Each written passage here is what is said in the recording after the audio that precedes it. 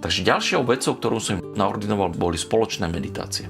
Samozrejme, keď jeden z nich bol niekde preč, mohol ten druhý meditovať spokojne aj sám. Ale ako náhle boli spolu, mali za úlohu raz do dňa meditovať spolu. Prečo?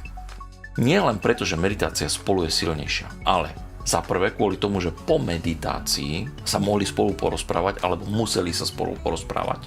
Čo vlastne v tej meditácii cítili alebo necítili, či to bolo dobré alebo zlé. A to bola ďalšia možnosť sa rozprávať o nejakých vnútorných veciach. A ďalej, veľmi podstatná vec. A ak by jeden z nich meditoval a druhý napríklad tam upratoval alebo čo, tak ten druhý, ktorý nemedituje, tomu budú neustále chodiť negatívne myšlienky o tom prvom. To je normálne, to vždycky tak je. Ešte raz, aby sme si rozumeli. Niečo také ako naše myšlienky neexistujú. To znamená, myšlienky vždycky prichádzajú z vonkajšieho zdroja a snažia sa nás rozdeliť, umelo rozdeliť. OK?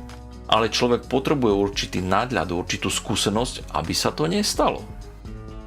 To znamená, že ak ten druhý nemedituje, tak mu okamžite bude chodiť jedna negatívna myšlienka za druhou na toho, kto medituje. Pozri sa, len tu sedí a čumí do sviečky, tak či tak z toho nič.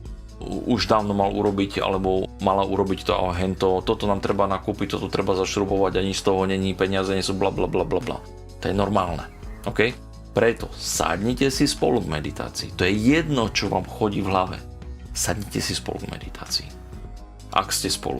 Ak ten druhý je v obchode alebo v práci, každý môže meditovať aj sám, to je bez problému.